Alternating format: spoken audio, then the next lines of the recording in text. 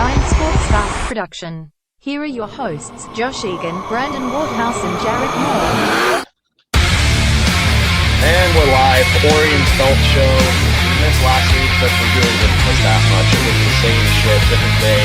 AEW was pretty good last week, but apart from that, it was just defeating. But there was some big news last week. There was a lot of NXT releases. So I think we should address that right off the bat because it kind of affected the product this week. So what were the big names that were released and what did you think of it? Well, off the bat, Bronson Reed, because he was literally just in a match with Adam Cole to main event NXT. I mean, part of me wants to look at it as a good thing anytime a bigger name gets released from WWE right now, because I feel like it almost helps them with their career. Mm-hmm. But other than that, I wouldn't say there's any big names. Obviously, Bobby Fish for namesake, but his release kind of makes sense considering how old he was and he hasn't really done much lately.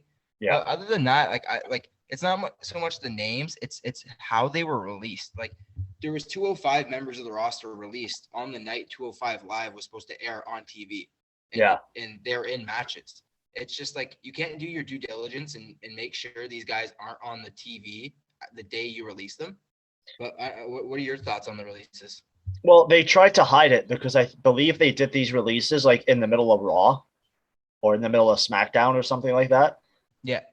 And like I wasn't watching it live. I watched it later and I saw this. I'm like, isn't there a show on right now? What are they doing? They're trying to hide it. I don't know. Like they said they want NXT to go in a different direction. I guess we can talk about this at the end of the show. And they were pretty much saying like, yeah, we want younger, bigger guys. And I mean, we saw the on NXT this week, we saw the first on-camera appearance of that Brock Lesnar lookalike. So I don't know. I don't like when people are released, but they released Bobby Fish, Bronson Reed, Jake Atlas, Ari Sterling, Kona Reeves, Leon Ruff, Stephen Smith, Tyler Rust, Zachariah Smith, Asher Hale, Giant Zangier, and Mercedes Martinez. Like a couple of those names weren't huge, but you're still releasing talent because if you make it to NXT and you've gone through their developmental stage before that, like I don't think what people understand is that before you're on NXT TV, you're doing developmental training in the Performance Center. Like there's a step before. You don't just sign with NXT and then all of a sudden you're on a takeover, right? It's not like you're literally living and breathing the WWE product for, I don't know, sometimes years before you even get on TV. And could you imagine training every day for 3 years straight and you're a week away from your debut and you just get canned? Yeah. Like, it's unbelievable. So, I mean, the WWE, it's not in a good place right now. Like they're making a lot of money, but not production wise, but like product wise and the way they're heading, like I think they're starting to feel a little bit of pressure from AEW for the first time. I mean, people could have been saying, well, they were feeling that pressure. Then NXT moved to Tuesday nights. There was never any pressure from Dynamite on the WWE product as a whole. Like, yeah, sure, maybe on NXT, but it was nowhere near touching Raw and SmackDown. And now it's getting up there. Like AEW just dropped below a million, million ratings for the first time in a month, which is kind of a huge story where it's unusual for them to get below 1 million viewers. And you could even argue a big thing, right? And you could even argue the ratings from last night. I think it was like 993, which for the show that was actually on TV, it wasn't a show that was going to pop in your face, be like, oh wow, like I got to watch tonight. But for the show that it was, and if you actually watched down and watched the product or sat down and watched the product, it was insane. And for 993 to be on that show, it's a great sign for AEW and not a great sign for WWE. No, it's not. And it's going to be interesting to see what numbers Rampage does this week. We're going to watch Rampage live together and kind of record a show while watching it. So we'll see how that goes. It'd be interesting to see because that's 10 p.m. on a Friday, right? So I don't know what kind of ratings that's going to pull, but I think they're probably, I'd be willing to bet money on 700,000 plus. Oh, I think you're spot on. I think I would be completely shocked, obviously, if we got 1 million viewers on that one, just because of the time slot. But at the end of the day, they did spend a good 2 hours last night when at really any point they could promoting Friday night. So I think that like for a show that's on at 10 o'clock at night, people are aware that it's on at 10 o'clock at night. And I think that's a good thing because people are going to sit down Hell, people can sit down and watch 2 hours of SmackDown and not have to worry about sitting down for another 2 hours of wrestling, and they get an hour from 10 to 11 with AEW. So that's not a bad Friday night if you're a wrestling fan.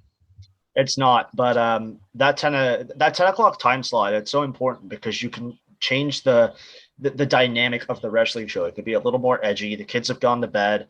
You don't have to adhere by the television guidelines as much because they kind of loosen up around 9:30, 10 o'clock. So it's going to be interesting to see what they do with that show. It has a lot of potential. The debut episode of Rampage, I don't think will have as high ratings as next week's episode of Rampage. The first dance is going to pull 1.5 million. My hot take of the wrestling podcast right now, I think there's a chance that they could hit 2 million for the first time. With Rampage? Maybe not Rampage, but actually, you know what? Let's go for it. 2 million on Rampage on August 20th. My bold prediction is Punk doesn't debut at Rampage. Really? Where do you think he debuts then? And why do you think they loaded up the show if he doesn't debut? To please the fans that are there thinking he's going to debut. You can't debut him on Friday night at 10 p.m. And I don't think you could do it on Dynamite. It's got to be at All Out.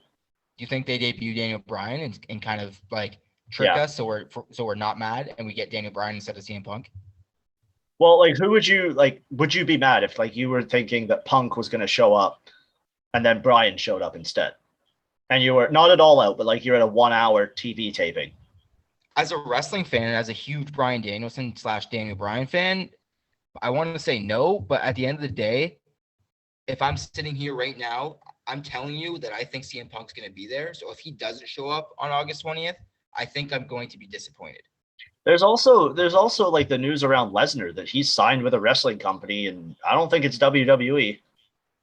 No, and I mean, I don't think he's going to Ring of Honor. I don't think he's going to Impact. So I mean, if he's not going back to Japan. No, exactly. So if he signed with any wrestling company, it's going to be AEW. And I mean, and that's another thing too. If he wanted to do Japan, he doesn't need to sign with Japan. He can sign with AEW and get a couple matches with them. Yeah. So, Rampage is a pretty good name for Lesnar to debut, but we'll see. I mean, yeah, but back to the NXT cuts. It was a shame to see it. They said they wanted to go a new direction with it. Younger guys who were bigger. And then, obviously there's a lot of guys who are stars on that roster who are not younger and not bigger. Most notably Adam Cole, who does need a new contract. Johnny Gargano, he's older, he's small. Tommaso Ciampa, same thing. There's a lot of guys on that roster who do not fit the mold that this NXT roster wants to have moving forward. And it's just a shame to see this great thing that Triple H built that kind of peaked between 2017 to the end of 2020. It's kind of fallen apart now. So what a shame. But in my opinion, it's Vince McMahon wanting to show everybody who's boss still, no matter what, no matter what it is. I think it's always going to be Vince McMahon. It's a dick measuring contest. Let's be honest. It's Vince McMahon saying my dick's bigger than everybody else's. My wrestling company makes the most money. Try to beat me. You never will, because I can put on the shittiest product possible and I'm still going to make more money than any of you. So and they will continue to make money. They got $2 billion from that Fox deal, another $1 billion for another deal. They're still getting paid to do those freaking Saudi shows. Like anywhere you go, you see a WWE logo too. You can go to Walmart these days and it's plastered on anywhere. I have WWE trading cards that I bought exactly. That put me out $100, and I'm sure they get some of that too. So easily. And those were so much fun to open. We should open one of those on the show. I had a blast. I think you get those at the dollar store too. So there's money making too. Oh no, I got the top of the line. Upper deck ones. Yeah, you spent your money. I did. I wasted my paycheck. Yeah. All right. So I guess we should get to SmackDown, unfortunately. Yeah. So SmackDown was weird this week. Obviously, it was mostly centered around Sasha Banks and Bianca Belair. There was, I want to say, maybe 2 good segments. One involved Edge. Balor was on the show. Balor's always pretty good. I've been enjoying Reigns, and I don't know, Sasha and let's just get to it. You guys will see what I mean. SmackDown opens. Sasha comes out saying that she wants the spotlight. I deserve the spotlight. She jokes about attacking Belair and says Bianca would be nothing without me, which maybe you might have a point there. Banks then continued to say that Bianca was, emotional before the WrestleMania match because she was standing across from the greatest of all time. Now, I love that line. I love when a heel is cocky and knows that they are the best, because I think Sasha is one of the best women's wrestlers on the roster. So it was pretty good. But I did like Belair's response where she said, "You begged me to pick you after I won the Royal Rumble." I was like, okay, that's pretty good. Belair then gets into the ring, but Sasha leaves and stands on the tables. Belair tells Sasha, "If you want this, it's on." And then for some reason, Zelina Vega comes out and reminds Bianca that she has already accepted the challenge.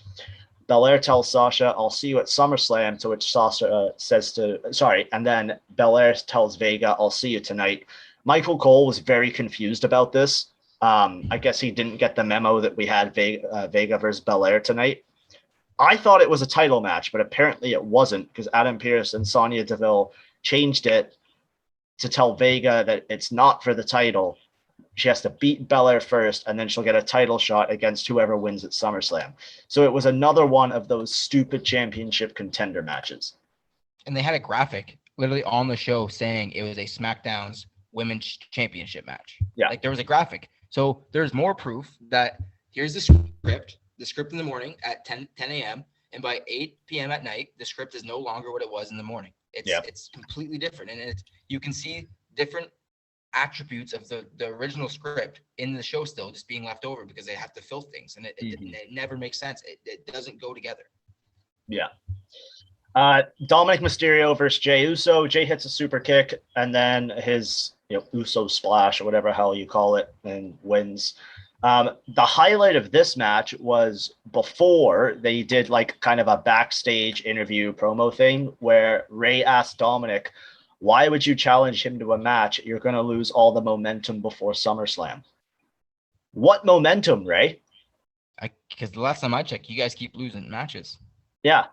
And here's another thing that grinds my gears. Let's get to the I'm pissed off at wrestling right now. Let's let everybody know that I'm not happy when it comes to WWE right now. And the fact that we're literally releasing people from NXT for younger people and bigger people, and yet we have a 20-year-old Dominic Rey Mysterio, and all we do is pin him. This is a prime example of this is what you need to send it to NXT. This is what needs to be in NXT. He doesn't need to be up on the main roster with his dad. He's good enough, yes, but at the same time, he can go down to NXT, he can improve, and he can be better than his dad. And you know how good his dad is? You know who started in NXT and also has a dad in the business? Charlotte Flair. Look how good she is now. And I think she's probably the best women's wrestler right now in WWE. I don't want to say in all of wrestling, obviously, but in WWE, I think she's the best women's performer. You're missing. You forgot Alicia Fox, but okay. Oh, sorry. Yes, sorry, Alicia Fox. Sorry, I apologize. But so I actually think this started to plant seeds for the Dominic versus Ray match that is bound to happen. And which, you know what, I would actually be kind of excited for that. It would be a good match, but at the same time, I don't want to see that because it's so special the fact that we have a father and son tag team with a father that's not broken down. So the fact that he can still put on a good performance, and I think you could just build up Dominic as a baby face. But I don't care even more. I don't care that they're the tag team champions. Who gives a shit? Yeah, true. You know what would have been better? Put the U.S. title on Dominic and Ray as his mentor. That would be cool. For sure. Or hell, get them away from each other. Just get them away from each other. Put the kid in NXT. Let Ray do his thing, and just let it build organically. Everything just seems so forced. And if we're already sitting here knowing that it's going to be a Ray versus Dominic match, where's the surprise anymore? Where's the shock when Dominic hits his dad with a steel chair? Where's the shock anymore, right? I mean, I guess when it happens, we'll be shocked, but we can see it coming. I like when you can see stuff coming, but at the same time, when it comes to this stuff, let it build organically. We didn't see the Shield betrayal coming, or at least I didn't. So that was shocking. Like exactly. that was great. Yeah. But like if Dominic was on the next SmackDown, hit Ray with a chair, I'd be like, oh, okay. Wow. Sorry, Ray. Christmas is gonna be awkward this year. I don't know. I mean, that's because of the stale WWE product, though, or do you think that's just they just keep reusing the same storylines? Yeah. I mean, I would not be shocked if their match was a custody ladder match where they're fighting over the custody of a kid, because Ray and Eddie Guerrero did that over Dominic. So they're like, oh, you know, it'd be cool if we did that with Dominic, and they're gonna fight over Goldberg's son or something. Like, I don't know. Seriously. Like, come on, it's Ridiculous. stop recycling them. Okay, where are we? Okay, so King Nakamura versus Apollo Crews in a championship contenders match for the Intercontinental Championship. Nakamura hits a kick, goes for the pin, but Commander Aziz breaks it up, so there's a disqualification. Okay. Nakamura throws Crews into Commander and then celebrates with Rick Boogs, who I didn't notice was on the show until I watched the replay. Jesus. There's so many just people who are wrestlers on the roster that just don't wrestle. It's absolutely insane. Yeah. Apollo Crews could be so much better. He should not be playing a Nigerian soldier. So it would be like, it's one of those things where like we know it's not his accent. Like, yeah, we get like we I mean, I get it. It's all about ignoring the truth, ignoring reality. But at the same time, like this guy was in WWE for what, 5 you know how 8 years? You know how we know it's not his accent? Because we've heard his actual voice. Exactly.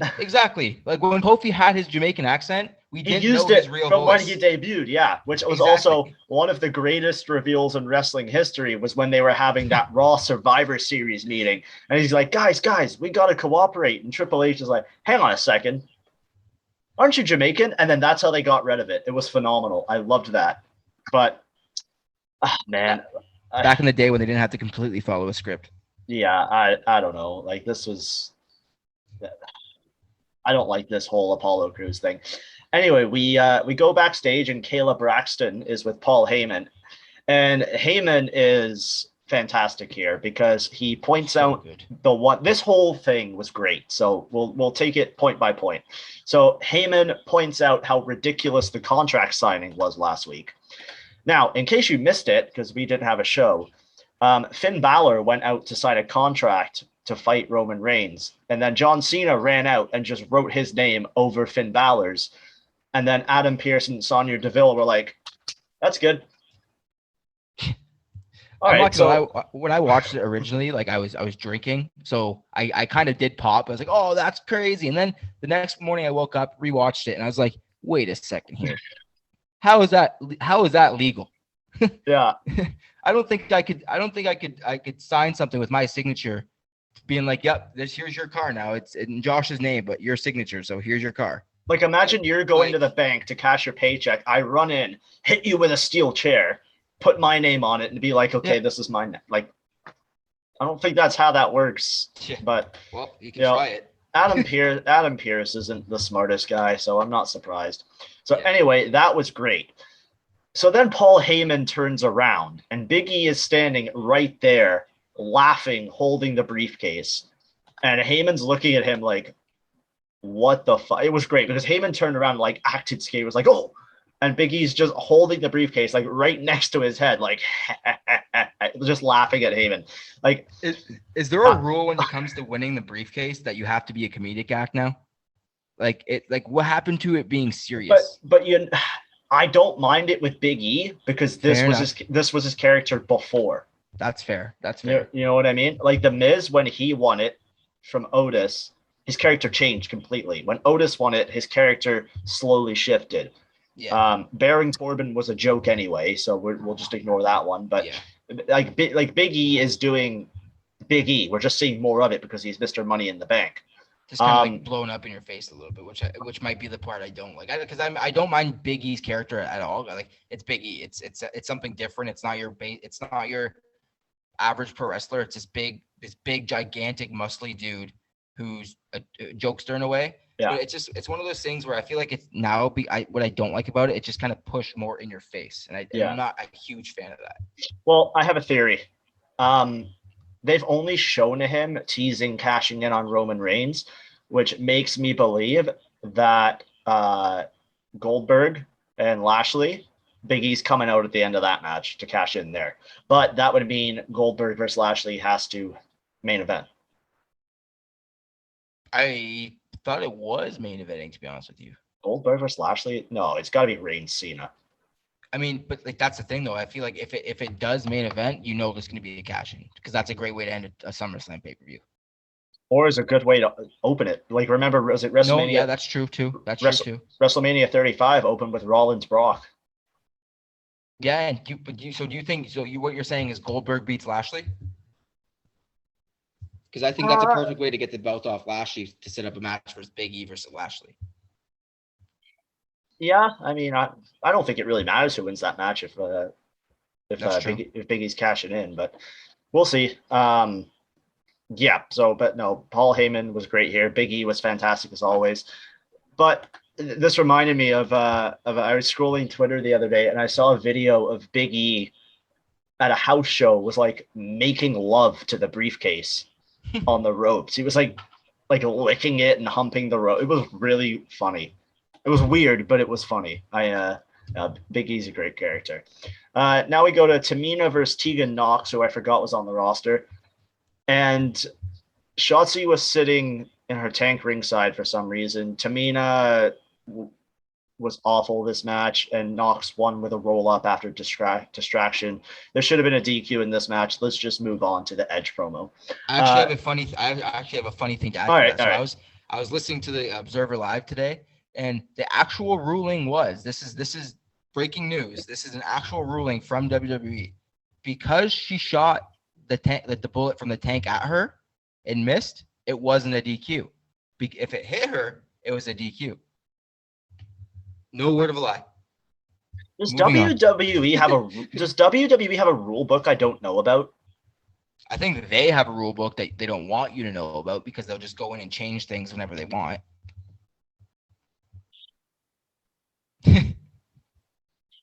Whatever, man. Like, how much cooler would it be if like they had an official rule book and something happened and it's like there's a controversy at the end of the match or whatever. It's like a main event and they're like, well, we don't know what to do. And then fucking Vince McMahon's music hits and he comes out and he's like, well, according to section blah, blah, blah, blah, blah, this is what happens. Like, you could write it into the storyline. And then it would make it more realistic because they could review the rules like every 6 months.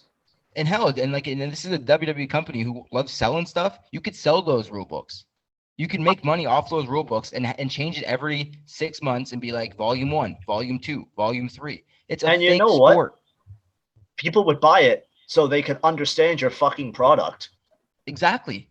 And then in a way, you're doing something that you don't really know about, but it's making you stay consistent because there's actual rules that you have to follow. I get it. It's a fake sport. There's no actual rules to this sport, but it's if you do the little things right, it makes the whole picture better.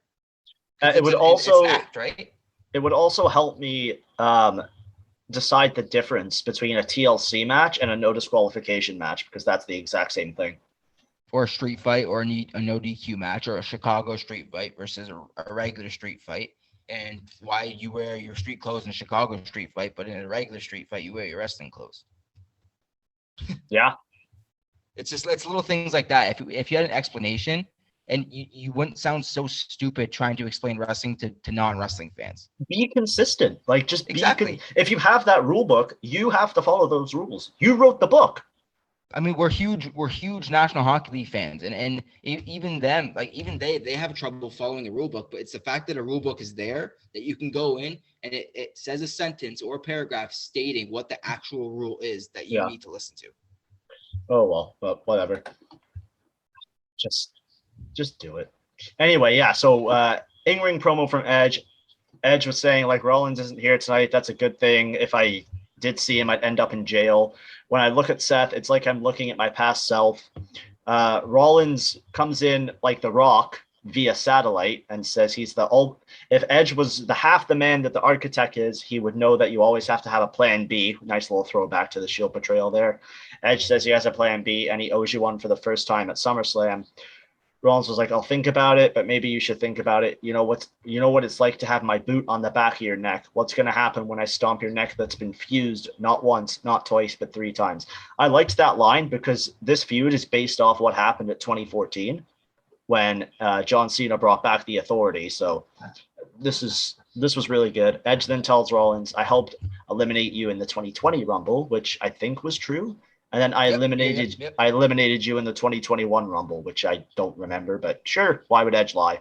And then But he said something about you're just angry because you couldn't finish the job. And so yeah, he said I eliminated you in 2020, I eliminated you in 2021, all because you couldn't get the job done in 2014. And the throwback to the first episode of Orion's Belt, where you stated that it was dumb luck, and it might have been at that point, but the fact that they're actually running with it and staying true to that story makes it 10 times better. But yeah, like also including other stuff that happened. Like now he's talking about the Shield betrayal with the Plan B and all that. I love it.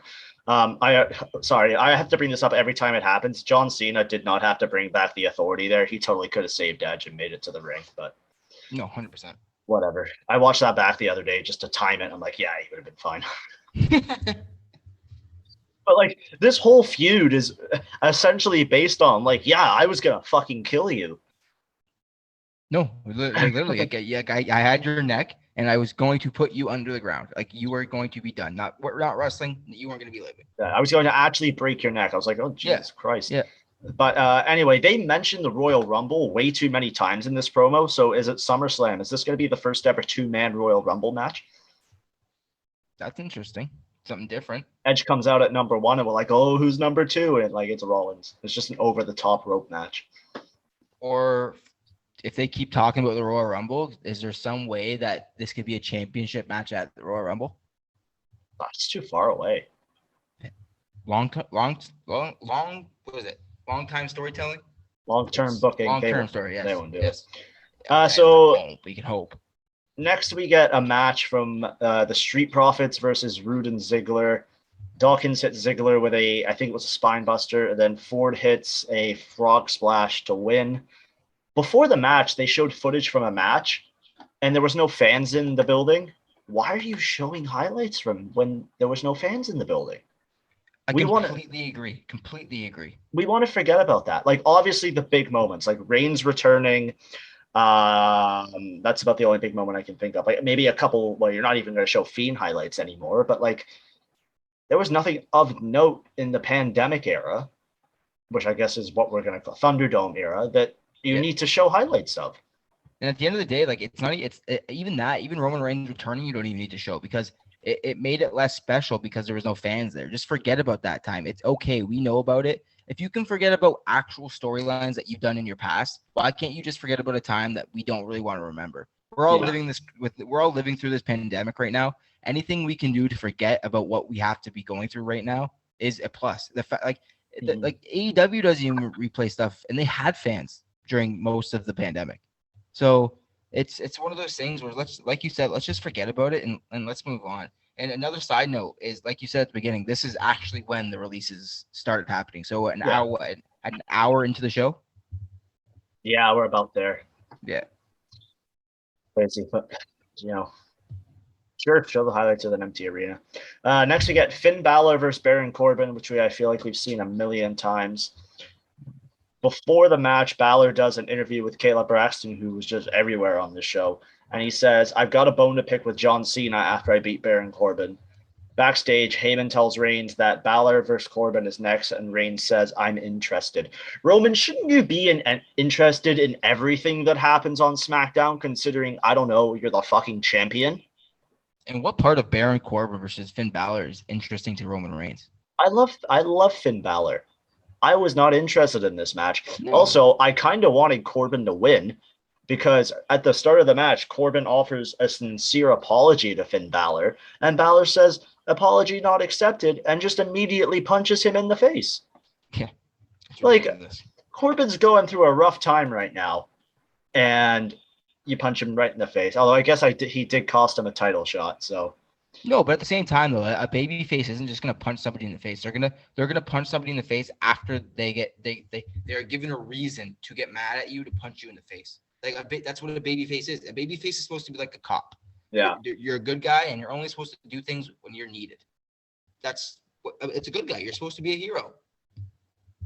Yeah. Balor wins the coup de grace and cuts a promo after the match. Roman Reigns comes out to the ring with Paul Heyman, and Roman says, I tried to give you an opportunity, so when you come out here on my show, keep the head of the table's name out of your mouth. It just didn't sound right, him saying that, so whatever. Reigns whips the mic at Balor and then turns his back to him, so naturally Balor pushes him out of the ring and gives him the finger guns. And then the Usos show up, attack Balor. Balor fights back, throws them out of the ring, and then does that sick dive that he does. Roman comes back into the ring, but Balor hits the sling blade, but then the Usos come back in and attack Balor. The numbers game cashes up, and Reigns does his Superman spot punch. The Usos do the splash, and then guillotine choke. Balor taps. It's not a match, Balor. That's not going to make him let go. And cue the credits. That's the end of SmackDown. So does this become a triple threat? It has a feeling to it, which I'm completely down for. And there's a way that if John Cena wins, he pins Finn Balor, and if John Cena loses, Finn Balor gets pinned. So, I mean, a triple threat just screams out Finn Balor getting pinned. So, I mean, it makes all the sense in the world. If Balor's added to this, he doesn't lose. I would love, like, the wrestling fan in me wants to agree with you, but like the WWE booking, there's no way Roman Reigns is losing his title right now. There's just no way. I disagree. So you just got fans back in the building. If anything, they're as hot as ever right now. I know the show's been trashed, but people are interested as ever right now, especially maybe within the last 3 years, just because of the current situation. And if it's any WWE show, it's going to be SmackDown that people are interested in. Exactly. You get the fan favorite, like everybody loves Balor, to be the head of the table and the face of the company. You could push it as that. What a perfect time to give the fans at SummerSlam a treat where John Cena enters. Roman Reigns comes out, and do not mention it. Do not bring it up before. Don't even tease it. Balor comes out as the demon, and you're like, oh shit, he's winning this. And then like these three guys can have a solid 40-minute triple threat match. Triple threat matches are no DQ. Reigns shines in no DQ matches. Balor and Cena can work any match. This could be a fantastic match if it's really good. Like, I don't care. I don't care who wins a solid, like a really good match. But I think if you add Balor to it and have him win, you make the fans super happy. And you bring in a bump guy, because John Cena is not taking a spear through the announce table. Like, and that's kind of a Roman Reigns pay-per-view signature. So bringing Finn Balor into that match, or even the Demon, because you can do more extreme things with the Demon. Mm-hmm. You're bringing in a bump guy, so that's a bump into the announce table, a couple dives outside the ring. John Cena is he's a Hollywood guy right now, so he's not gonna obviously he's not doing a movie now, so he can do more in the ring than he could do obviously at like past WrestleManias. Yeah, but he's not gonna be doing crazy things like he did in 2010 or 2005, right? So you're bringing in Finn Balor, you're bringing in a guy who can add some extreme to the match and more intrigue even too. Yeah, I don't know, but we'll see. Hell, I disagree with you, but at the same time, I want you to be right and I want to be wrong, because it would just add something new to wrestling, which I'm not going to disagree with. Yeah, so that was the end of SmackDown. We're going to take a quick break so we can have a drink of water. See you in a second. All right, so after the weekend thinking about SmackDown, Monday night comes around and Raw is on the air, which was unfortunate, and we had to watch it. But we had potential here because we have the return of the Viper, the Legend Killer, the staple of Evolution, the head of Legacy, half of Rated RKO. Randy Orton is back. The man that was away for 7 weeks with absolutely no explanation. Yeah, I don't know. And then he comes out and he goes, welcome to Monday Night Raw. Immediately Riddle's music hits and he comes to the ring on his scooter, just smiling. He's like, Randy, I missed you so much, bro. Where'd you go? And then Randy makes a really weird comment about his stepdad who went to buy milk 25 years ago and has never come back. And then Riddle just totally ignores Randy's childhood trauma and says, well, welcome back. We can be RK Bro. And then Orton's just like, why would we want to be a tag team with you again? We had a few matches, sold some shirts. We both got a buzz on social media. Randy goes, I work better by myself, and so do you. Riddle looks on the verge of tears here and just goes, "But Randy, you don't want to be teammates with me anymore." Orton goes, "You and I were a good team. The fans are just going nuts at this point." And then AJ Styles and Omos come out. Styles tells Riddle, "Orton has used and abused everyone he's ever known. I thought Omos breaking your scooter would hurt you. I thought Omos throwing you around like a rag doll would hurt you. But I never thought that the thing that would hurt you the most would be a broken heart by Randy Orton." Styles is right here because Randy does turn his back on everyone he works with. So, yeah, good for you, AJ, for looking out for Matt Riddle, I guess. Orton screams back at AJ, "I've been at home the last 7 weeks watching you run your mouth. The only thing bigger than your ego is that jackass right there." And he pointed directly at Omos, which actually got a good chuckle out of me. I enjoyed that. So then, AJ challenges Orton to a match, and then Randy takes the match and uppercuts AJ out of the ring. Like, okay. And then Orton tries to RKO Omos, which Omos just shoves him away. Riddle goes for an RKO, but Omos catches him and gives him a choke slam. Riddle walks out of the ring and asks Orton to help him, but Orton doesn't. We go backstage. Riddle asks Orton if they can still be friends and if he can be his corner tonight. Orton doesn't answer, so Riddle just goes, "Okay, I'll be there anyway." I was like when Randy's like, "All I've been hearing is you running your mouth." I've been watching Raw lately, and I don't really remember AJ Styles running his mouth that much. Like, it Randy, wasn't something that was like that obnoxious. Also, if you were watching Raw at home and not doing anything, why not just go to Raw? Or because that would make sense. You'd have to have an explanation of why this guy was sitting at home, because Well, WWE doesn't know how to plan stuff. I still want to know why he was at home. But this is the same guy who said we're better on our own, and then 20 seconds later, in the same paragraph of words, says, "Oh, we're a good team." So why wouldn't you want to be a team still? We're a good team. But what changed? We're a good team. You left. That would be the only reason you're not a good team anymore. You left. You went home for 7 weeks. Like, yeah, I don't know. This was weird. And then what's so special about Omos that you can't do anything to him? I've never seen this guy get hurt. I don't like Omos. No, he's terrible. He's terrible. They also, when they debuted him, they acted like we'd never seen him before. Dude, I saw you on Raw Underground. What's Raw Underground, Josh? Oh, I'm sorry. We forgot about that. But, oh, my God. So next up, we have Drew McIntyre versus Baron Corbin. Isn't Baron Corbin on SmackDown? Sad Baron Corbin. That's what they're calling him now. So, I don't know. Kevin Patrick had an interview before the match. It was pretty funny. They did a TikTok, and I thought this was pretty good. They did a TikTok where Baron Corbin hitchhiked to the show.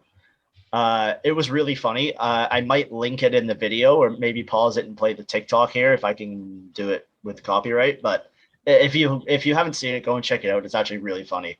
It was better than this match. So Corbin comes out to his music, and then his music just cuts out, and commentary is like, "Yeah, he can only afford 10 seconds of his music," which this broken Corbin gimmick is growing on me. So, well, part of me wants to help him because, are we not getting paid every 2 weeks in WWE? Like, yeah, that's the thing. I guess the independent contract. Yeah, it's like, dude, do you need me to just buy your song on iTunes? Yeah, literally, just you can play it yourself. I'll download it on my Spotify. I'll come to the arena. Just give me the aux cord, and I'll plug in your music, and we can play it for free. Yeah, I don't know. It was, yeah. There's so many holes in this gimmick that it's funny. Oh, it's hilarious, but at the end of the day, it's just like, why are we doing this, and why is this the guy that shows up on Raw? Like, we're doing our annual brand to brand switch or takeover or whatever, and we're bringing Baron Corbin over. Like, I mean, it made sense in the storyline because they used the storyline of he was the guy that needed to pay, but it's just I don't know. I don't want to see Baron Corbin on SmackDown, let alone the next Monday I have to watch wrestling too. I don't want to see Corbin at all. No, well, especially sad Corbin. Yeah, it was weird. Before the match, Kevin Patrick also had an interview with McIntyre, and McIntyre just goes straight for the throat here. Again, I felt bad for Corbin, but McIntyre says he doesn't feel bad for him because he's a piece of shit. So it's like, okay. And then he also mentions that his sword is named after his dead mother. And I was like, all right, fair enough. Just an overwhelming happy theme to this Raw, if anybody's noticed. Yeah. So Corey Graves had a really good line here where he was defending Corbin by saying no one in Hollywood showers anymore, which I thought was very creative because The Rock had that whole Twitter exchange where someone asked him how much he showered. And he jokingly said he doesn't at all. And then he had to defend himself by saying he actually showers 3 times a day. So I thought that was And then Mila Kunis said I thought it was like a thing with the Mila Kunis and Ashton Kutcher things that because they said that they only watch their kids when they see dirt.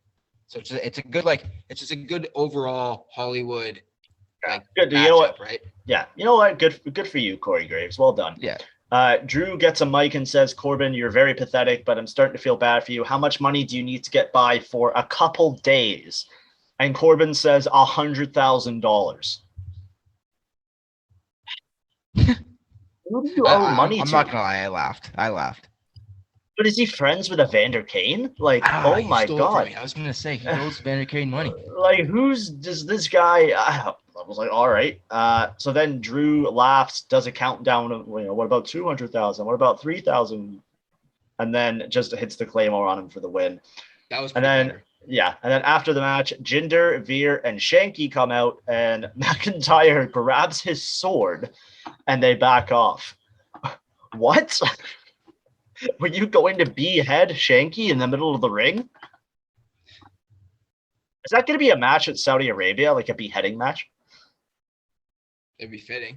It's popular there. So, winner gets locked on a plane. Yeah, that was, yeah. But, all right. Next, we have the match of the best. Jeff Hardy versus Karrion Kross. Jeff comes out to No More Words again. Kross, is backstage. You have so much, you have so little faith in WWE that you think they're gonna take his new theme away right away. It's great.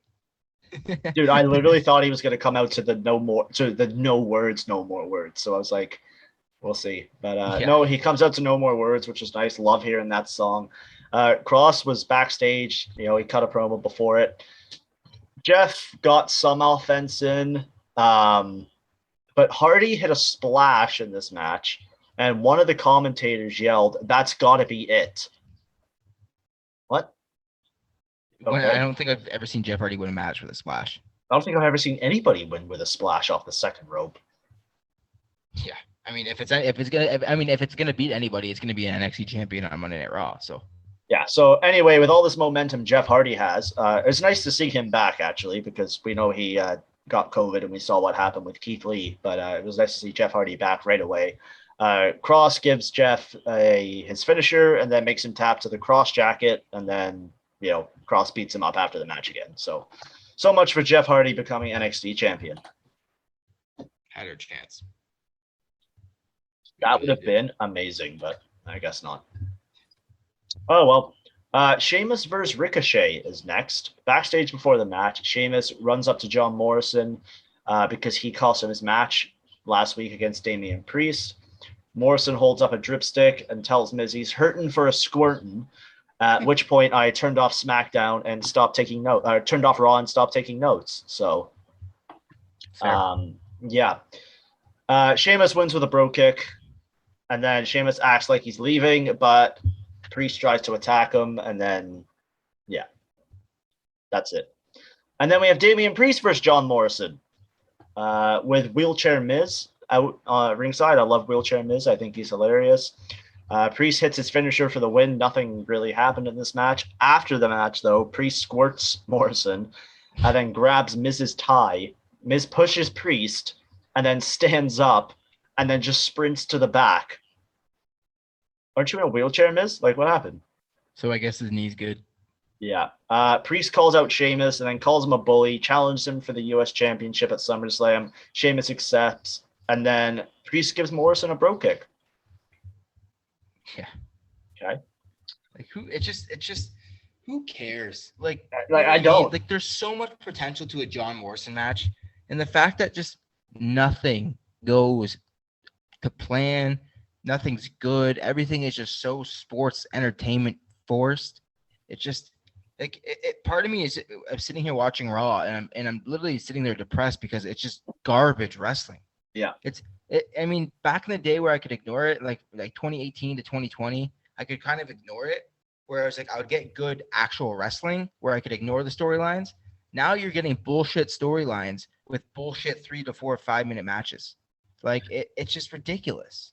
I do have to give Raw credit this week though, because it made me laugh. Like there were some good lines. No, But 100%. But if I wanted to laugh, I'd go watch a comedy movie, right? Like I want pro Yeah. wrestling to. I mean, obviously, there is some like there's some humor to aspects pro where you want to wrestling. laugh, but yeah, this Exactly. yeah, but I don't know. We have a T-Bar match next, so sorry about that. It was Mustafa Ali versus T-Bar. Mason Mansour ringside. Ali gave T-Bar a nice DDT off the top rope. And then our commentator, I think, is it Jimmy Smith? It's something Smith. It's the new commentator said, could we see a coup de grace right here? No, you won't, because Finn Balor's not wrestling. Yeah, I don't know. There's just so many guys you could stick on that announce table, and you go out and pick a Bellator guy. I just don't get it. Yeah. Anyway, T-Bar wins with Dominic Dijakovic's finisher. That's good. I like it. He does. We're backstage. Reggie, forgot he was on the show, was doing a photo shoot, but then Akira Tozawa was dressed as a delivery man, throws some boxes at Reggie, and then rolls him up.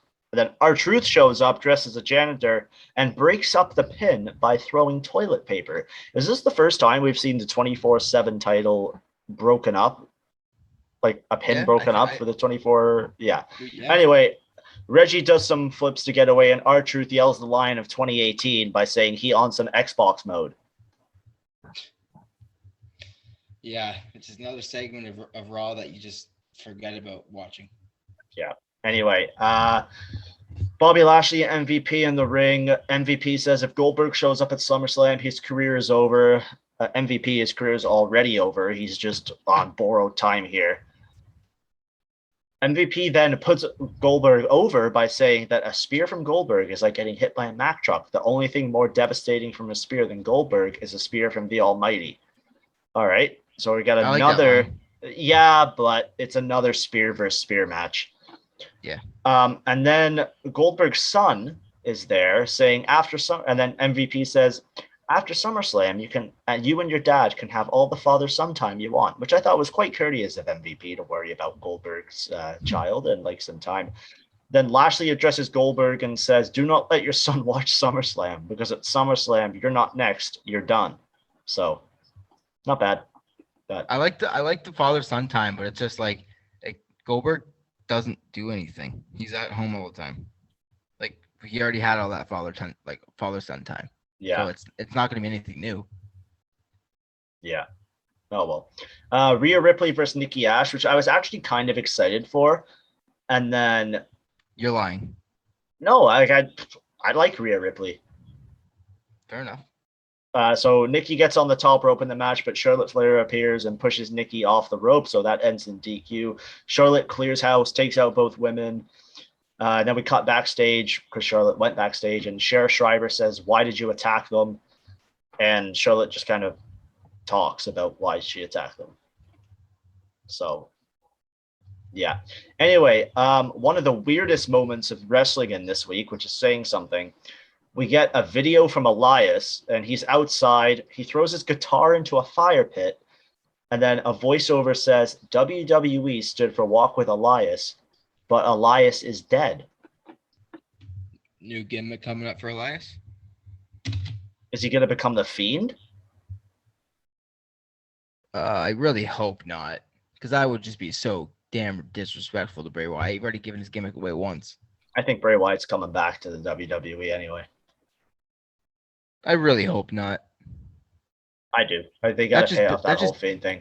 I know, but it just builds into WWE's empire of we can do whatever the fuck we want. Well, speaking of doing whatever the hell they want, Randy Orton versus AJ Styles. These guys had a fantastic match at WrestleMania 35, so I was actually pretty excited for this one. That, if you remember, that whole match was kind of set up with a great war of the words about where each other were throughout their career. And like Randy was shitting on AJ for only being in the Indies his whole career, but AJ was like, you wouldn't survive in the Indies because your go-to gimmick was stealing other people's spotlight. It was a great feud, even though the match was for nothing. Orton sets up for the RKO, but Omos interferes. Riddle comes out, pushes Omos into a ring post, and then jumps on his back, and then Omos backs him into the other ring post. Styles attempts the phenomenal forearm, but Orton counters it with an RKO, which was a nice little spot. After the match, we have Riddle and Randy in the ring. He asks for a hug and tells them to listen to the people. So they hug, the crowd cheers, RKO out of nowhere. I hated it. And then commentary laughs. Byron Saxton says, I think they're back together. It's love. It's actually what happened. It actually makes a ton of sense because when you hit somebody with your finishing move, it's actually an invitation to be a tag team. Yeah. Makes all the sense in the world. I don't know why anybody would ask questions about it, Josh. I think they're going to win the tag titles. I personally do. Which would be great if Riddle didn't get hit with an RKO. Like what part of him getting hit with an RKO is needed? He's teaching Riddle a lesson. They can swing it like that. Like, I don't know. I think they're gold together. I think they're great. But I also, and my theory was backed up. I didn't see this till after I texted you this theory. But John Cena came out afterwards, and all three of them had a nice group hug. Really? Yeah, that happened after Raw went off the air. Also, what happened when Raw went off the air. Why is John Cena backstage at Raw and not on the show? Because he's a SmackDown guy. Potentially, but he was on Raw right after Money in the Bank. He's a free agent, technically. He says he is. I just got a text from Vince McMahon. He said, ha, ha, ha, fuck you. Oh, okay. Tell him I say good shit, pal. Yeah. Anyway, but also after Raw went off the air, John Cena and Damian Priest beat Jinder Mahal and Veer. Well, I really hope people didn't stay to get shitty traffic on the way out because that's terrible. My first live event was a SmackDown taping. And it was at Cops Coliseum in Hamilton. And it was the event. Do you remember the SmackDown where Teddy Long gets in the limo and the Undertaker rolls down the limo window and he's like, I forget what he said to him, but he drove off. So Taker wasn't on SmackDown. Do you know what the dark match was on SmackDown? It was Undertaker versus CM Punk in a no disqualification match. Wow. The best part was SmackDown finished. Obviously, ECW it was still around at the time. ECW taped before. Then we had SmackDown. SmackDown ended, and we're like sitting in our seats. We're like, oh, maybe something will happen. And my dad was like, okay, let's go. This was like 10 minutes after SmackDown when it stopped recording. As we're leaving Cops Coliseum, we hear this match is now set for one fall, and it is for the WWE World Heavyweight Championship. And then CM Punk's music hits. I've never run back to my seat so much faster. That's awesome. Yeah, it was wicked. And I got to see the Undertaker's entrance live, which if you haven't seen the Undertaker's entrance live, it's something. It's something. It's something when you're watching on TV, so I can only imagine. Yeah, so SmackDown wasn't bad, but it wasn't great. No, yeah, I concur. Yeah, so we'll take another quick break, and we'll be back with some NXT. And we're back for NXT. So just a heads up, if you didn't watch NXT, don't watch it this week. It was there wasn't much wrestling. They more focused on the stories, and I think that's because they don't really have much talent left. They let them all go. So the show opens with a recap of Samoa Joe and Karrion Kross and highlights what's coming up on tonight's NXT, which wasn't much. Commentary then tells us that Ember Moon is not ready to compete, and William Regal announces that Dakota Kai will take her spot in the match. So Dakota comes out and calls out Raquel Gonzalez, saying she's going to defeat her for the NXT champion. I was like, okay, sure, whatever. So we get Dakota Kai versus Saray. Not a bad match, but Dakota hits the sidestep and a scissor kick for the win. So, yeah, Dakota Kai wins by pinfall. I love Dakota Kai, but just make us care. Yeah, it was. I don't think they're using her right. Like, this match was very underwhelming for two ladies that have great talent. I think with NXT too, you can tell me if I'm wrong or not. It's so hard watching the show based on where they are. Like it's I'm such a crowd guy, whether it's watching football, wrestling, baseball, hockey. And if there's an atmosphere, it makes me get that much more into it. There's never an atmosphere in that building. And I get it. I get it's supposed to be developmental, so you don't really want to be traveling. But even if you just go to different arenas around Florida, yeah, it's just do different cities in Florida. Like that's all you have to do. Just make it different. Yeah, just get a crowd back, because the NXT crowd is one of the loudest ones. Is TakeOver in front of a crowd? Takeovers, I don't want to quote anything for this takeover, but every takeover before the pandemic was in a bigger arena in front of the same arena that the WWE pay-per-view from the night before or night after would be in. Takeover 36. Where is it? Nope, it's at the CWC. That's fucking ridiculous. Yeah, and you have probably what would be one of the loudest matches with Samoa Joe coming back. Yeah, it's just when it comes to the pandemic, the same building, like Move having out. the same. Yeah, exactly. And this is coming from a company that already has a show and a stage that looks the same every single show. Just make it different. Do different things. Like I always talk to you about my collection of DVDs.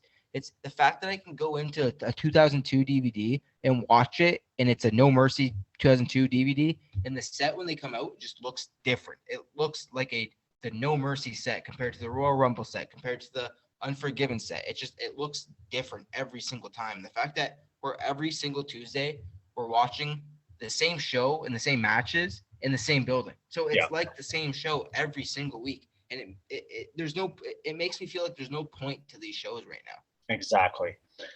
So anyway, we get backstage footage of Indy Hartwell doing her makeup for a date with Dexter Lumis. This was pointless. And then we see Johnny Gargano and Candice LeRae are at a kitchen table talking about how they are going to make this work when Lumis rings the doorbell. He's got roses. He's got a nice shirt. It had skulls on it. I actually thought the shirt was nice, which is the only thing I took away from this. She asks if she's got Candice chats with Indy and asks her if she's got protection. And Hartwell responds with, "I'm a former tag champ. I don't need protection." I don't think that this is what Candice meant, Indy, but you do you. Well, she's kind of being a hypocrite because today they announced that they're having a baby. So congratulations to Candice and Johnny. But I mean, like, don't be asking people if they have protection if you're about to drop some big news on the world. Yeah, Lumis took Monday Night Raw way too seriously. Anyway, Josh.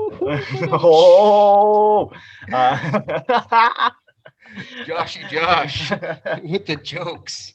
Gargano has an awkward interaction with Dexter. He pretty much said "What are your intentions?" And then Lumis just kind of stares at him like you would look at a brick wall. And then as they leave, Johnny says, "I've got a tracker on his phone," which is illegal. So. Yeah. Especially when you're not related to that person. Yeah. So anyway, back from commercial, Hit Row and this gets worse. Hit Row are backstage by a storage container with a trash fire roaring like some homeless people. They call out Ladiego del Fantasma, I wish I knew his name, and they say if they want to just disrespect their culture, they're going to disrespect theirs, and then they burn a lucha mask. Okay. Dragunov makes his entrance. He gets on the mic. Not a man of big words, because where he's come from and he's on the path to going, words don't mean anything.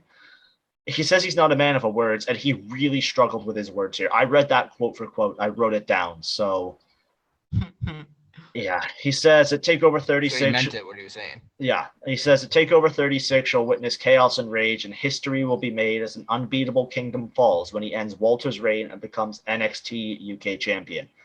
Pete Dunne comes to the ring. He says, he's traveled the world, seen the NXT UK champion carrying an entire continent of Europe on his back. Ilya wouldn't even be here. If he had been, he'd put him in his place a long time ago. Dragunov says he's not here for anyone else. He's here because he's carried his so often destroyed body straight to the top. So, pretty good interview. He says he'll make the impossible. Yeah, he says he's gonna beat Walter essentially. So, yeah. I just don't think it's I just don't think it's the right time for Pete Dunne versus Ilya Dragunov. Like, this is for anybody who's unfamiliar with Ilya Dragunov and even Pete Dunne for that instance, because of what Pete Dunne said about staying over in like NXT UK and kind of just being over there for a bit, which is again hypocritical, because if anybody remembers, Pete Dunne didn't come to the United States right away, especially when he first signed. He stayed in NXT UK and was the NXT UK champion for I think almost just over a year. So for him to sit there and say that Ilya Dragunov is scared and he would already be dethroned if he came to the stage, it's just stupid. Pete Dunne of all people should know that's not how it works. Just because you're in just because I'm in NXT UK doesn't mean anybody who's in America is better than me. And going back to the Ilya Dragunov thing, this is his first match in the States. This is not a time to be throwing it on a main event of a show and an hour and 15 minutes before the match airs.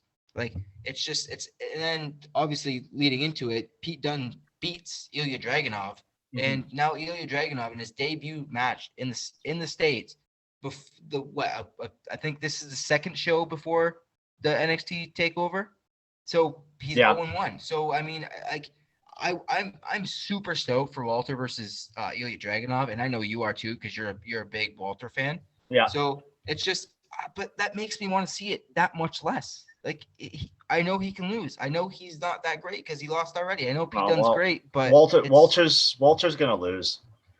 Which is, but that's I don't care now. Like, I want Walter to win because Ilya Dragunov isn't that great now. That's how my opinion is now. Yeah. Oh well, but whatever. Anyway, we get an interview with Cameron Grimes and LA Knight. They yell at each other, and Knight will be in action after the break. Adrian Chase versus LA Knight. Chase has, some offense with a couple hip tosses. Knight puts him throat first into the ropes and wins with the snapmare driver. So see, this is the match that Ilya Dragunov should have got. This is he should have faced a nobody, just destroyed him, and move on with it. Yeah. Ted DiBiase, the $1 Million Man, comes out, says he's gone. DiBiase says that Knight's gone too far, and he knows Cameron is a man of his word, but he could be doing a lot of other things. LA Knight says he wants to be a butler, but Ted says Grimes has a lot more going for him. This was just awful. There's a stipulation set, so if Grimes loses, he won't be a butler. So I don't know.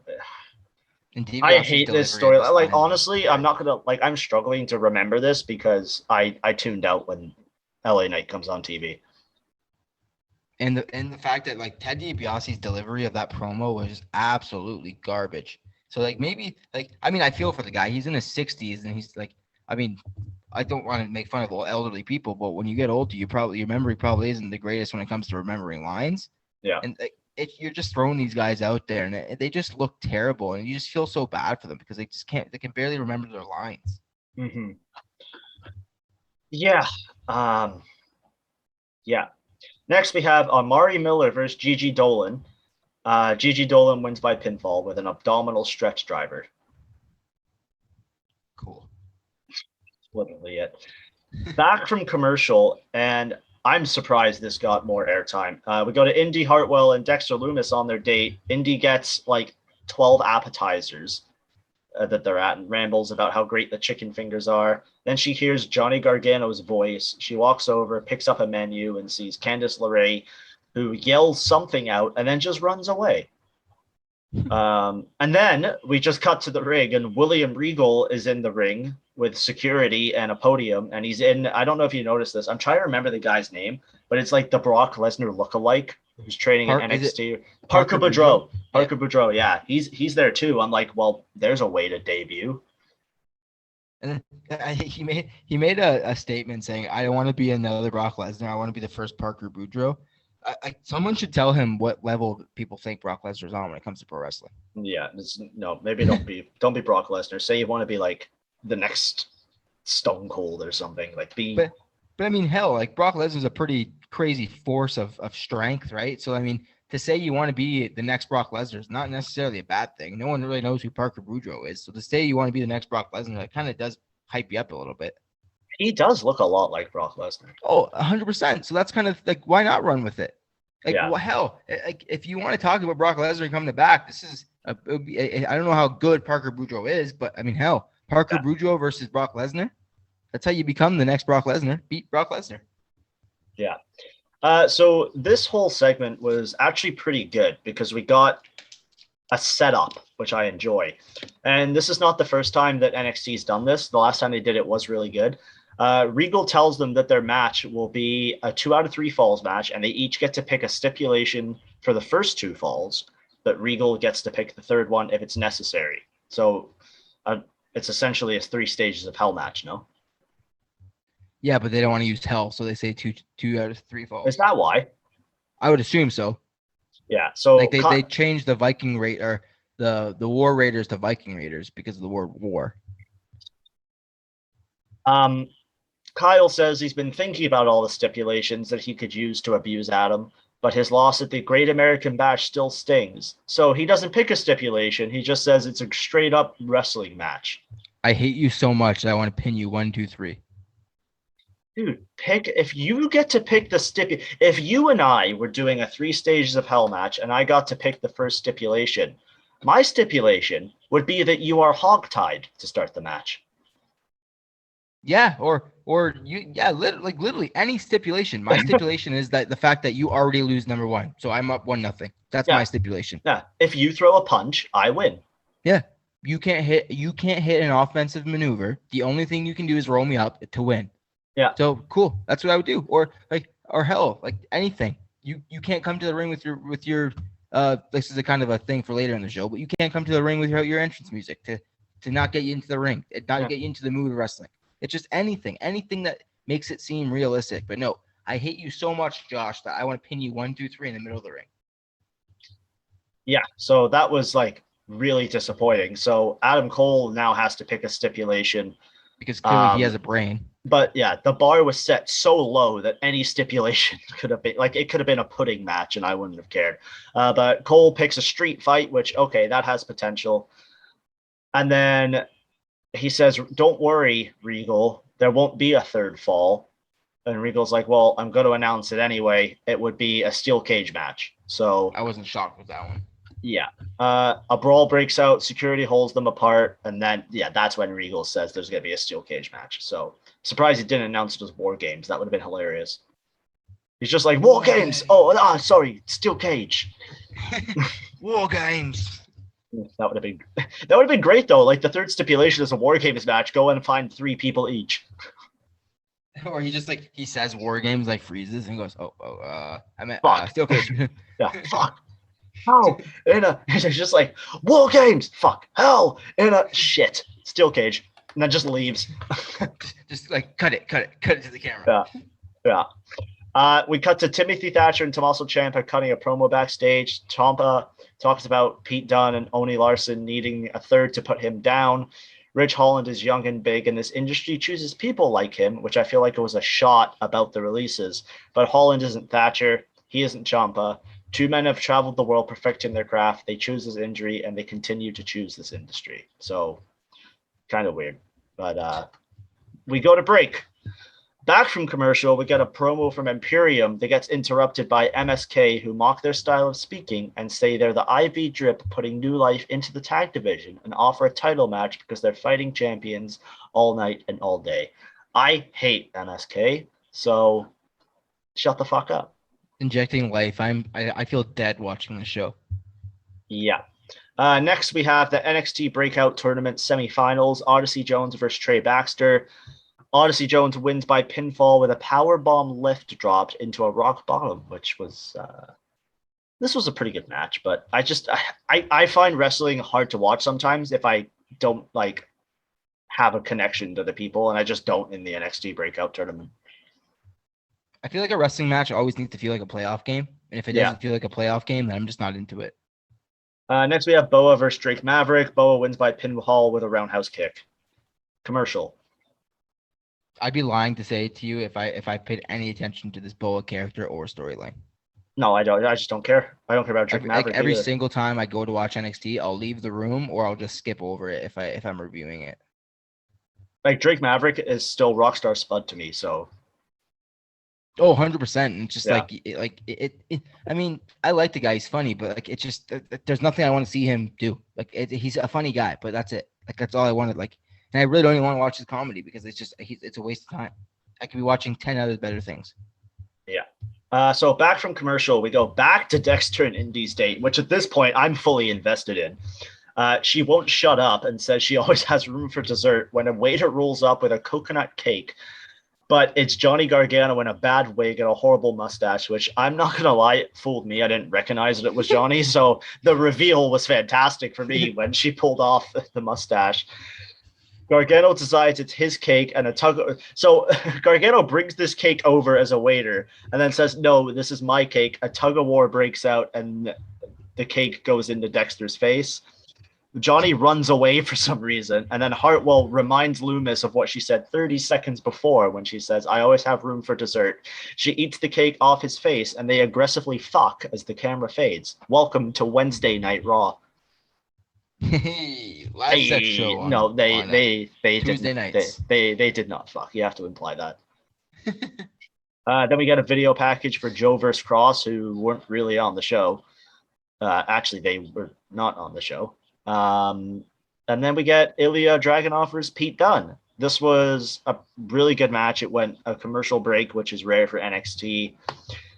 Lots of moves, lots of kickouts. Pete Dunne was excellent. It was great. But it ended with over the PA speakers, somebody yelled, Walter was here, which distracted Ilya. He blocks the bitter end.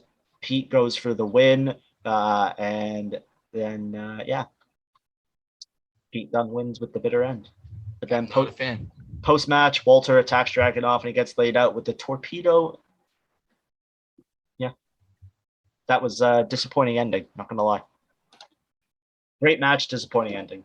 But I am still excited for that match. I know I just ripped it up and I got pissed off, but I am definitely 100% excited for Walter versus Ilya Dragunov. It's gonna be great match. It'll be phenomenal. Yeah, it's gonna be great. It will easily steal the show. I don't know, man. I think Cross versus Joe is gonna be good. It will be good, but we're expecting. You know what? I don't think it'll steal the show, but it'll main event. I mean, I think it will generate the most talk because, like you and I are diehard wrestling fans, so we understand the hype between Walter and Dragunov. We've seen their other matches, and they had probably one of the best wrestling matches of the year at NXT Takeover UK. Exactly, yeah.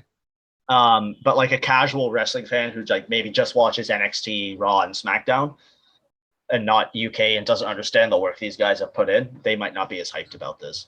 No, I was gonna say, like, on shows like this one and shows like The Observer, like, it's that match is gonna steal the show. But on shows like, I don't know, just the basic, like you said, basic fans who are just watching here and there, you're gonna want to watch Samoa Joe versus Kieran Cross. Yeah. They want the big name draw, which makes sense. No, I don't blame it. Yeah. All right, quick break, then we'll get to AEW. And best for last, we open with AEW. Or no, we don't open with AEW. We close with AEW. They open with a memorial for Bobby Eaton. Nice little touch. And then we get a promo from MJF and Wardlow. MJF calls Jericho out. He says he can't beat him. He's gone through so much more than he can handle. And, trying to get the match against him to the point where he feels bad that he's about to stop an arm's length from the finish line by the fastest, most volatile big man this business has ever seen. So MJF putting over Wardlow for some reason. But let's say by the grace of God that Jericho vanquishes this Titan and gets the match against MJF. He goes through all that just to find out that MJF is better than him. Wardlow says he's almost definitely Wardlow wasn't very confident here because he goes, he's almost definitely going to beat him. And then MJF asks him, like you did with Cody in the cage. Yeah, and And then Wardlow crushes an apple in his bare hands.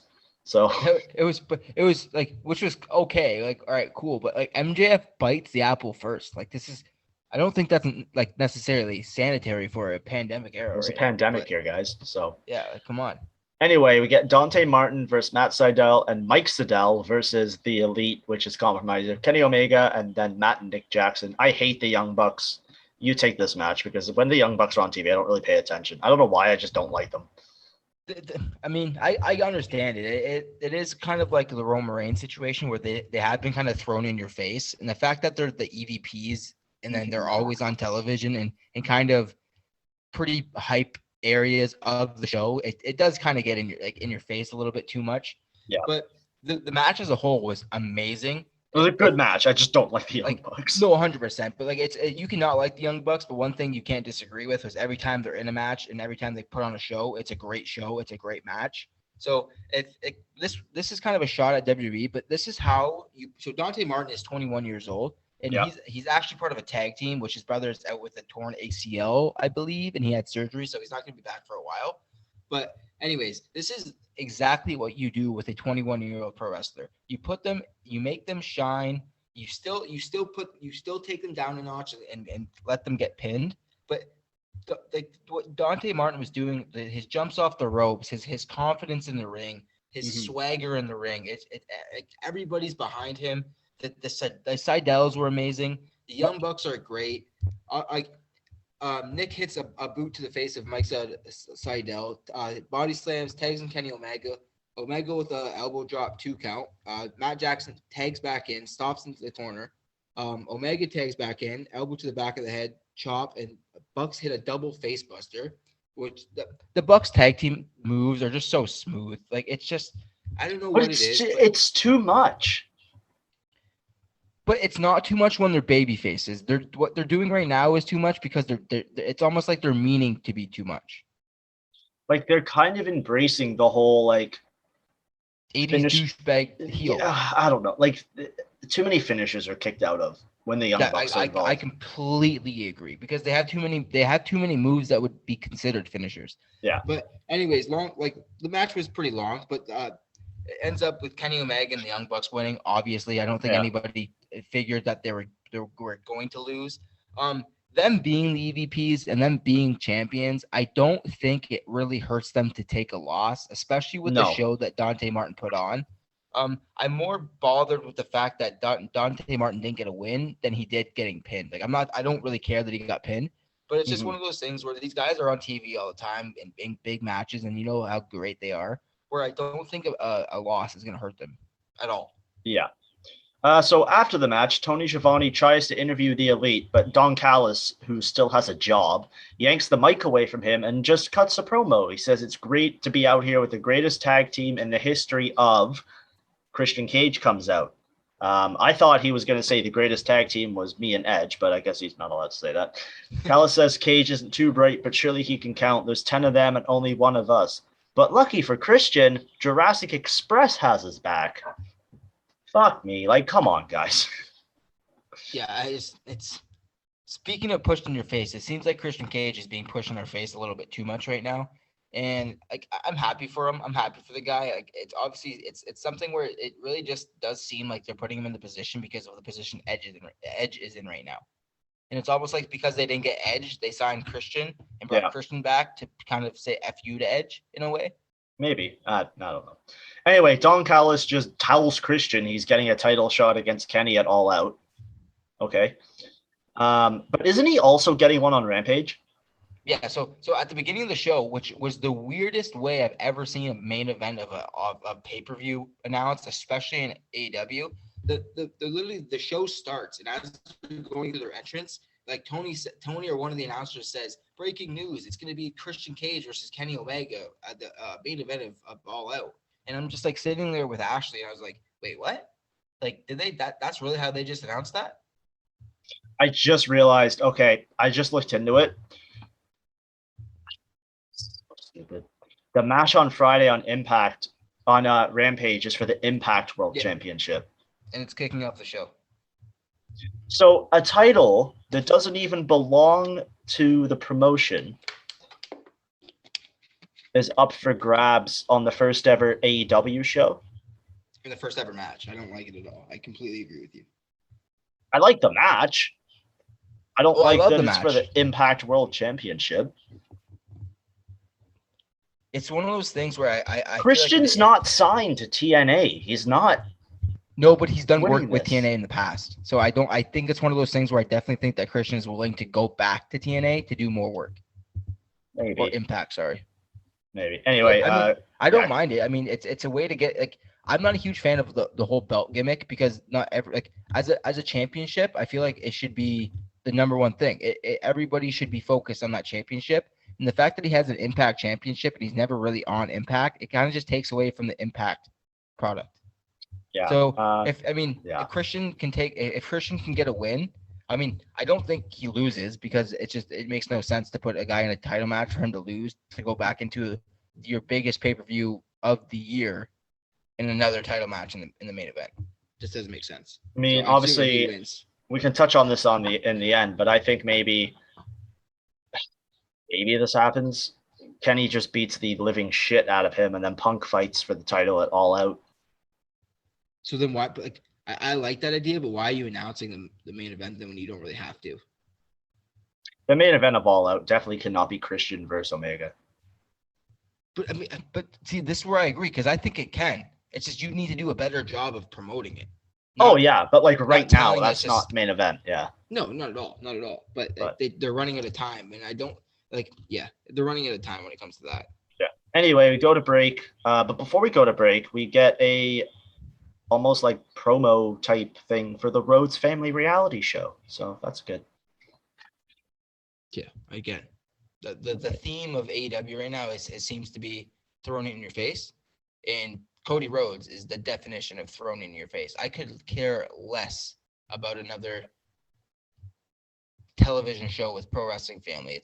If the pro wrestling isn't scripted, then the shit at home is even 10 times more fucking scripted. So yeah. Next up, we get Daniel Garcia versus Darby Allin. This was a pretty good match. Darby Allin's great in-ring performer. Near the end of the match, there was a big overhand chop, which wakes Darby up. He hits some palm strikes. Daniel fires an uppercut to the back, suplex. Darby floats over, coffin drop, which was countered into a sleeper hold. Allin counters with a pin, jockeying for position. Diamond Dust connects, and Darby goes up top. Darby wins with the coffin drop. So after the match, 2.0 attack Darby, but Sting fights them off. Darby gets into it, spearing, striking, and the Stinger hits a suplex on the ramp. And then, yeah.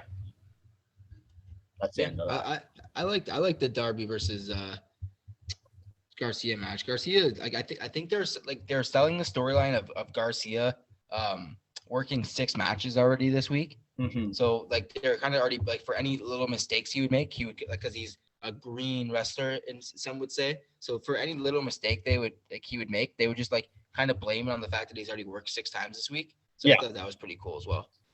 Yeah, we go backstage and the Death Trial are hanging out. Ray Phoenix asks Pac if he's seen what Andrade Ido, I'm just going to call him Andrade because the other part sounds dumb, has been stirring up, and he says they need to do something about it. Penta says a bunch of stuff. The bastard cuts off Alex from translating and asks the Lucha Brothers to let him focus on Andrade while they go after the gold they deserve. Pac says they don't know Andrade or like him. They don't know why he's obsessed with the Death Triangle, but that's going to come to an end now. And if he has a problem with that, well, fight me. So looks like we're heading towards a Pac versus Andrade match. That's going to somehow lead to Ric Flair being Andrade's manager. Yeah, we're not going to talk about that. Next up, we have... So? No. Next up, we have the Best Friends versus the Hardy Family Office. What did you think of this match? I mean, I'm a huge Orange Cassidy fan, and it was kind of all about Orange Cassidy's little gimmick stuff. It's kind of the theme of the match. I'm not a huge fan of this whole Matt Hardy gimmick. It's kind of boring. It doesn't really do anything for me. Like, I get he's a rich asshole, and I get that's a gimmick, but it's just like everybody has money. It feels like if you're that's kind of like the pro wrestling thing is everybody has money if you're a pro wrestler kind of thing. So I just don't understand why he's just allowed to be like a cocky prick and like he just charges people for it. But anyways, I think the match it was decent. It was something. It was a filler, but it wasn't bad filler. Like when I talk about filler on like a Raw or a SmackDown show, it's like literal BS. It's something I like don't our want to watch. truth. Exactly. I know I sent you a Snapchat during this this show. It was like the bathroom break match, and Yeah. like and this would can 100% be considered a bathroom break match, but like it's one of those matches where if you stay on the couch for it, you're not going to be disappointed. So like I wasn't disappointed, but it's one of those things where I'm not gonna. This isn't the match I'm gonna send you a big text in paragraphs and be like, oh bro, you need to watch this match. But it was decent. I like Private Party's improving. They're way better than they were. I like their gimmick. I like how they're almost dressed like a rapper style of the Hardy Boys because their outfits. Yeah, I mean it's the Hardy Office got the big win. So yeah, moving on. Backstage, Andrade and Chavo are doing an interview. Welcome to TV, Chavo Guerrero, I guess. They call Pac ungrateful, saying that they've given him a ton of gifts and he should be careful what he wishes for. Chavo Guerrero suggests Andrade teach Pac a lesson to who the boss is at All Out, and we go to break. So go back to break. Back from commercial, we have Chris Statlander versus Nyla Rose. Yeah. Chris Statlander wins by pinfall. It was a decent. It wasn't anything like bad or anything. It wasn't Nothing happened. Great, but it was like this. This is the match I was talking about when I said a bathroom break. I Yeah. literally left the room and didn't watch it. But nothing happened. I came back and I saw a little bit of it, but yeah, nothing happening. It was a nothing happening match. And apparently, Chris Statlander is going to be the next challenger for Britt Baker. Oh, and God. this isn't something that like I think Chris Statlander is great, and I think she has the potential to be even better. But it's just I don't want to watch Britt Baker versus Chris Statlander right now. Yeah. Backstage, the Young Bucks are making fun of Adam Page, talking about how they've dominated the entire tag division and proved they're the best of all time. And it's going to be an easy layup against Jurassic Express next week. Okay, great. Then we have another commercial. After that, we get a kind of a promo for DMD defending her AEW Women's World Championship against Red Velvet in the main event of the first ever AEW Dynamite on Friday night. In Pittsburgh. Sorry, AEW Rampage. In Pittsburgh. Yeah. So Tony Schiavone interviews Britt in the ring. She says she can't comment on Red Velvet's rise because it wouldn't be fair. Speaking of hope, Red might have had a glimmer of it when they were wrestling in any other city, but not Pittsburgh, which I liked that line. After the interview, Red Velvet attacks. Referees somehow managed to separate them, but only barely. And then we get a video package for Ricky Starks versus Brian Cage. So that was a real 180. What I didn't like about the whole Britt Baker stuff is she kept saying stuff about like the city not having champions. Mm-hmm. And it's just like, you do know what city you like live in, right? Like Pittsburgh has won like a lot of championships in the last like 20 years. So yeah, I don't really understand it. Next up, we have an Impact World Tag Team Championship match. Dark Order versus the Good Brothers. I thought this was pretty good. I saw a lot of hate for it, but I thought it was a fun match. A lot of spots, a lot of good kickouts. It was the perfect tag team match, like for staging and pacing and all that. And the Good Brothers won by pinfall. There was a magic killer on Stu Grayson to win. I love the Good Brothers. Yeah, I enjoyed this. I thought it was fine. It was the perfect match for a Wednesday night. No, 100%. And then and this is the kind of stuff that's going to help you get a million rating or more, right? Those are the kind of matches that pro wrestling fans enjoy. Like a good classic tag team wrestling match that you could even call it was in a way it was New Japan style with a little bit of PWG thrown in. Yeah, I enjoyed it. Yeah. Next up, we have Tony Schiavone interviewing QT Marshall and Aaron Solo in the ring. QT says that Tony should be apologizing to him because we don't have time to waste. So Marshall will apologize to him. Not for pouring the protein shake on his head, but for what they're going to do to his son, Chris Schiavone, right now. They pull him out of the crowd, okay, and they beat him up until Tony apologizes. QT doesn't accept it and hits the diamond cutter, and oh my God, it's Paul White. I did not expect that at all, to be honest with you. No, neither did I. Marshall throws Solo at him. Paul goozles him and keeps his eyes locked on QT as he chokeslams Aaron. Commentary hypes up the card for the Rampage, and we go to commercial. So, yeah. Back from commercial, we get a recap of Joey Janela turning on Sonny Kiss on AEW Dark, which is somehow still a show. This hurt me. This hurt me. Yeah, I didn't know this happened, so I guess we're gonna see this on the main show sometime soon.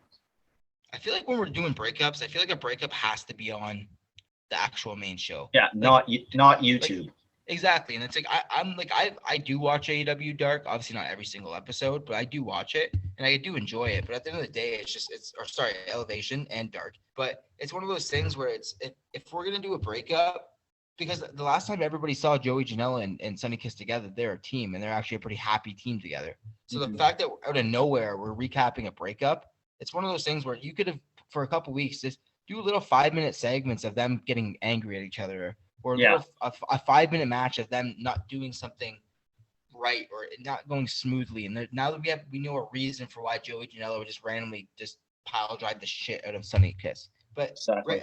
it makes me hate Joey Janela. Obviously, that's the kind of the point because he's the heel in the situation. But it's just one of those things that just make a little bit more sense. Yeah. So next up, we have the main event. We have Chris Jericho, Y2J. Well, not quite yet. Versus Wardlow. This is the fourth labor of Jericho. This was a lot of fun. Jericho is so good in the ring. I think this is kind of his victory lap. We go to commercial after it. Wardlow was still in control after the commercial, but Jericho gets to his feet, hits a lot of chops, hits the crossbody off the ropes. But Wardlow hits the F10, doesn't go for the cover. He puts Chris up top, but he slips out. Walls of Jericho hits, rotating him around to keep him from the ropes, but MJF wrenches at his nose to save his man. Referee ejects MJF when he tries to pass the diamond ring to Wardlow. Jericho has, an advantage, hits Wardlow, and wins with the Judas effect, earning himself a match against MJF. I thought he had to win all 5 matches, but I guess not. Post-match, Shawn Spears attacks Jericho, but Sammy Guevara makes the save.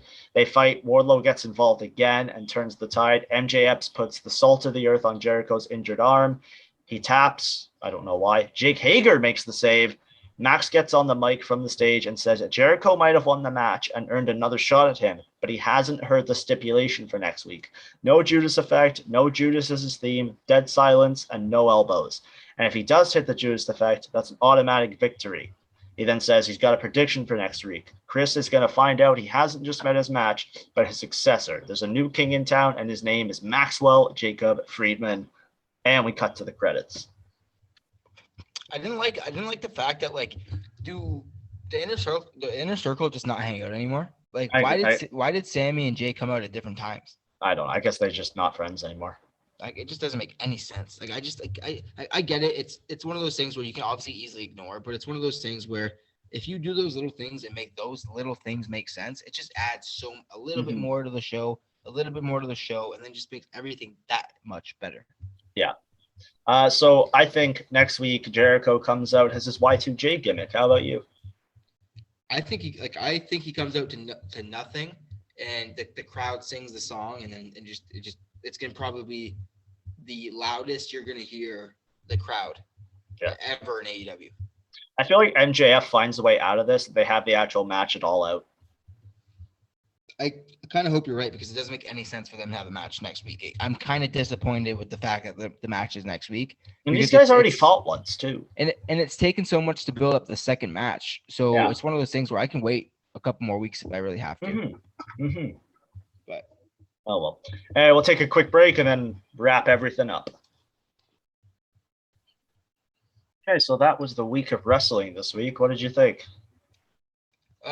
On the WWE side of things, I'm just pissed off when it comes to wrestling right now because it seemed that me and you were so excited. Like we would always talk about wrestling during the pandemic and especially during the no fans and the WWE crowds. Yeah. But we almost had this newfound hope and newfound excitement and energy towards the product of WWE, especially when going through our texts and stuff. And you could literally generally feel the excitement of me and you talking about things that could possibly happen now that there's fans back in the crowd. And none of it came true. None of it came true, like you just said, and it took 1 week for my excitement to be ruined. That first week we actually sat down at 8:00 and we're messaging each other about what we were watching on Raw. We're actually like, wow, this is a pretty good start. And then the next thing was, okay, fuck, this is already done. Yeah. Like SmackDown, I have a little faith in that I can sit down and actually watch it. But I mean, it's one of those things where now on Friday nights, it's going to be a 2-hour time kill because Yeah. I'm gonna sit there and watch and wait for Rampage to be on. But Yeah. for when it comes to AEW, again, it's every Wednesday. I'm thoroughly impressed. I love watching AEW on Wednesdays. It makes me happy to be a pro wrestling fan again. And on that side of pro wrestling, I'm stoked. I think we're on a verge of AEW getting ready for the AEW takeover. And I think this is where we're gonna see what is the number one wrestling company in the world right now. I truly think that. I think you're about to see a shift in power over the next 6 months. Yes, I think that's a way better way of saying it than I did, because I don't think they're ever going to be the number one wrestling company, because I think WWE in their They have too much 60 money. plus years, exactly, Yeah. just too much money and too much of a mainstream media availability for them. But when it comes to pro wrestling, I'm pissed off when it comes to the WWE side of things. But when it comes to the indies and when it comes to PWG, when it comes to ROH, when it comes to New Japan, when it comes to AEW, I'm stoked, and I don't think there's going to be a better time for wrestling than now. What are you thinking about it? No, I'm on the same page as you. I think that wraps it up nicely. Perfect. All right, you want to do some trivia to finish it off? Let's do some trivia. What do you think? All right. Well, I got some SummerSlam trivia for you. We're coming up to SummerSlam, so I got some SummerSlam trivia for you. Okay. All right. I got 15 questions here. Let's see how you do. Let's do it. Where did the first SummerSlam take place in 1988? Was it A, Madison Square Garden, B, Staples Center, C, Ocean Center, or D, Arizona Veterans Memorial Coliseum? Let's go C. It was Madison Square Garden, so that was A. I should have knew that. Which superstar defeated The Rock at SummerSlam 2002 to become the new WWE Undisputed Champion? One of the underrated matches in WWE is Brock Lesnar. Very good. Question 3. At SummerSlam 1994 saw an Undertaker vs. Undertaker match. Who played the Dead Man's Doppelganger? Who played the Dead Man's Doppelganger? Was it A, Brian Lee, B, Kane, C, Kevin Nash, or D, Raja Lyon? I want to say Kane. It was not. It was Brian Lee. Oh, well, Kane would have been cooler, not Brian Lee. Don't Give Up by Kevin Rudolph was the official theme song for SummerSlam during which year? A, 2012, B, 2013, 2014, or 2015? 2012. Yep, you got that one. Yeah. I feel like I was pretty young back when that song was popular. This one, I was here, so this is you'll get this. Besides London, name the only other city to host SummerSlam outside of the United States. It's going to be Toronto. That would be Toronto. That was a great SummerSlam. SummerSlam 2 years ago or 3 years ago? It was the one before the 2 years ago, I think. Oh, okay. True or false? Triple H has competed at SummerSlam the most times with a total of 13 matches. True. It's false. Undertaker has 16. What the fuck? I know. Clearly, I don't know my shit. These are tough. The first WWE title change to take place at SummerSlam occurred in 1997 when Bret Hart defeated which superstar? Macho Man, Undertaker, Stone Cold, or Owen Hart? SummerSlam 1997. Stone Cold. Are you sure? No, not at all. Because I really want to say his brother, but I don't think that was for a title. No. What title again? It was for the WW. It would have been WWF at the time. Oh yeah, then it's Stone Cold then. No, it was the Undertaker. Oh yeah, you're right. God damn it, I have that match. I have that. What the fuck? You'll get this one. When Seth Rollins faced John Cena at SummerSlam 2015, they competed for the WWE Championship and what other title? Oh, U.S. title. Yes. Because isn't that when he broke his nose? I believe it was, yeah. Yeah. At the first SummerSlam, Miss Elizabeth removed this article of clothing to distract the referee. Her hat, her shoes, her skirt, or her sunglasses? Well, her skirt. Yeah. I don't think sunglasses are distracting the referee. I don't think any of those would distract the referee besides her skirt. At SummerSlam 2004, which superstar became the youngest World Heavyweight Champion ever at the age of 24? Randy Orton when he beat Chris Benoit Yes, sir. with an RKO that was out of nowhere. Yes, sir. Former UFC champion Ronda Rousey and the Four Horsewomen of the MMA looked on from the ringside at which year's SummerSlam? 2011, 2012, 2013, or 2014? 2014. Yeah, that's a pretty easy one. Yeah, just basically just had the process of elimination there. True or He's false? only around for so long. Alberto Del Rio is the only superstar to compete in the opening and closing matches at SummerSlam. I want to say false because technically he was never in a match at the end of SummerSlam because the bell technically never rang. I'm going to say you're right here because you're right. Because that's when he went to cash out CM Punk and CM Punk said, fuck you and dipped. No, that was at Money No? in the Bank.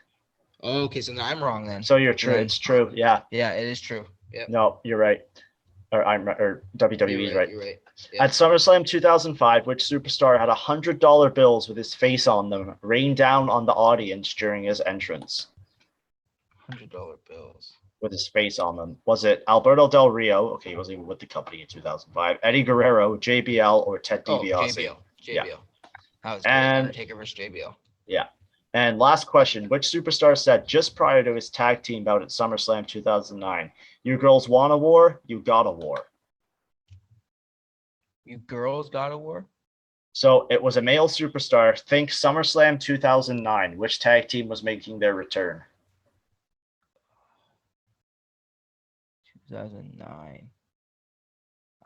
This was main evented with CM Punk and Jeff Hardy, and also had DX versus Legacy.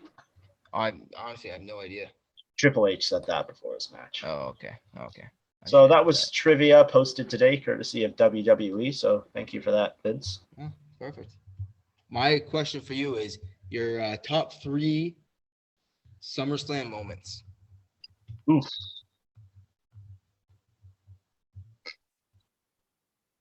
In no order whatsoever, I will go with Edge coming out at SummerSlam in Toronto in the pre-show to spear Elias. Yep. The Undertaker returning after the Jeff Hardy CM Punk match, and Jeff Hardy doing the Swanton Bomb off the 30-foot ladder to CM Punk through the table during that match. So I'll go with those off the top of my head. I could probably come up with better ones, but that's just off the top of my head. It's hard to, when it comes to the on top of your head, it's hard to put the spot on ones of what you actually think. Yeah. Anyway, that'll be it for this week. Thank you for listening. Make sure you like, comment, and subscribe. Follow us on Instagram and Twitter. I'll put all of our stuff down below. If you're listening, it's also in your description, and we will see you next week. And also, we have a bonus episode this week because Rampage is debuting. So we're going to watch that live and do a live podcast while it's on, I guess. So cool. And if you're not down with that, we got 2 words for you.